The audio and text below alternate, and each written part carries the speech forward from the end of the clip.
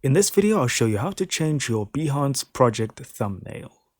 Alright, so here we are on Behance, and what we're going to do is go to our profile icon on the top right. We'll go to the bottom here, and you'll find all of your projects in the work section. But again, the GIFs that I'm using here aren't mine, so I'm not publishing them, so mine will be in the drafts. And anything that you haven't published will also be in drafts.